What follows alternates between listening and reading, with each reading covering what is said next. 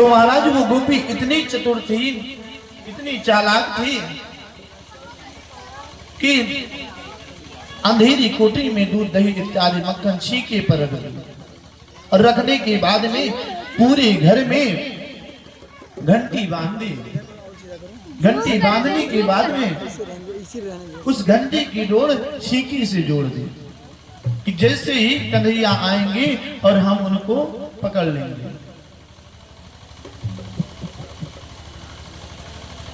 प्रभु पूरे टोली के साथ में पहुंचे तो देखते हैं पूरे घर में घंटी बंधी हुई थी। उसे देख करके घंटी महारानी से कहते हैं कि घंटी महारानी आप बजना मत, क्योंकि मेरे ग्वाल वाल सब भूखे हैं, इनको माखन खानी है, तो इस वजह से आप बजना मत। घंटी मान गई। वो जाकर के छीके से दूध दही मक्खन इत्यादि उतार करके लाए। प्रभु लेकर के आते हैं और उसके बाद में सब बैठ करके जैसे ही ग्रहण करना चाहते हैं तो प्रभु ने सबको रोक दिया कि जब ये इतनी चतुर गोपी है कि पूरे घंटी बांध करके घर में रखी है तो क्यों इसे हम पहले ही चख लें, ना जाने इसमें शायद कहीं विष न मिला करके रखी है। इस वजह से महाराज जैसे ही प्रभु अपने मुखार बिंद पर लगाते हैं तुरंत घंटी बजने लगती है। घंटी की आवाज सुन करके गोपी दौड़ करके आई। कन्हैया ने कहा, हे घंटी, आपसे मैंने कहा था कि आप बजना मत, मेरे ग्वाल वाले सब भूखे हैं, तो फिर क्यों बज गई? घंटी कहती है कि प्रभु आपने कहा था कि मेरे ग्वाल वाले सब भूखे हैं, तो अगर वो ग्रहण करते तो मैं ना बजती, पर आप दूसरे के यहाँ माखन चोरी करने के लिए आए, उसे पान करने के लिए आए हैं, ग्रहण करने के लिए आए हैं। अगर मैं नहीं बजती तो आपका भोग कैसे माना जाता?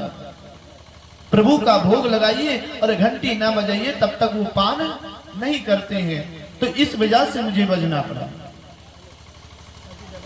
उस गोपी ने प्रभु को पकड़ लिया, कन्हैया को पकड़ करके लेकर के चली कि उस दिन आप छुड़ा करके भाग गए थे, आज कैसे भाग करके जाओगे?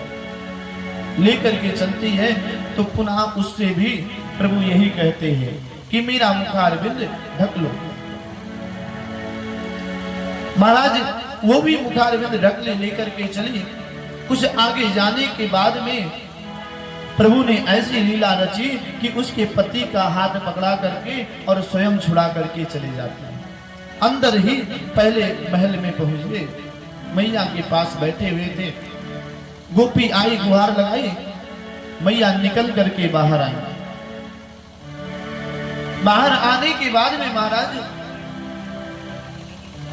उन्होंने कहा, मैया ने कहा कि बताओ क्या है? कहा, मैया देख, आज मैं तेरे लाला को लेकर के। मैया ने कहा, मेरा लाला अंदर बैठा हुआ है, मैं उसे माखन खिला रही थी और तू कह रही कि लाला को लेकर के आई। जैसे ही महाराज अपना आंचल हटाई तो देखती अपने पति को, तो वो सोचती है कि शायद अंधेरी कोठरी में मैंने पकड़ा था, इस वजह से ना ही जान पाई और अपने पति को लेकर के चली आई। अब पति को डांट रही है कि तुम क्या कर रहे थे उसमें, उस कमरे में तुम क्या कर रहे थे? पति ने कहा कि मैं माखन देखने के लिए गया था कि है या बिल्ली तोड़ करके ले गई, कहीं बिल्ली उल्ली तो नहीं आ गई। और डांटते हुए दोनों लोग चले आए। एक दिन महाराज ऐसे ही एक गोपी के घर और प्रभु गए। उसके घर गए तो वो सामने ही बैठी हुई थी, देख रही थी प्रभु को चोरी करते हुए माखन सब ग्वाल वालों के साथ में, और बड़ी ही मुस्कुराती चली जा रही थी कि मेरे कन्हैया मेरे घर भी आए। प्रभु ने माखन उतारा, छींके से बैठ करके ग्रहण किए, ग्वाल वालों को भी ग्रहण कराया, बंदरों को भी ग्रहण कराया। जब सबका पेट भर गया, तृप्त हो गया मन, तो माखन की मटकी को सूंघ करके कहते हैं प्रभु कि छी छी छी, इतना सड़ा सड़ाया माखन अरे इसे मेरे बंदर भी नहीं खा रहे हैं, और उसके बाद में मटकी फोड़ करके चले जाए। महाराज वो भी उलाहना लेकर के आई, पर मैया किसी की बात नहीं मानी। एक बार भगवान ने ब्रह्म घाट पर ब्रज रसवादन किया। यशोदा मैया ने भगवान से पूछा, कस्माद मृदंदयन्तानां भवान सस्तेरः वदन्ते त्वाका होते हे कुमारी यशोवापनः। ये चटकोरे, तूने मिट्टी खाई है क्या?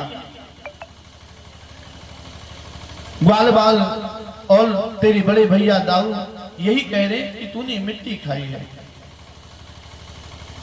कन्हैया कहते हैं, नहीं नहीं मैया, मैंने मिट्टी नहीं खाई, सब झूठ बोल रहे हैं, कहो तो मुखारविंद खोल करके दिखा दो। मैया ने कहा, मुखारविंद खोल। जैसे प्रभु ने मुखारविंद खोला तो उसमें महाराज पूरा ब्रह्मांड ही दिखाई पड़ा। प्रभु के मुखारविंद में मैया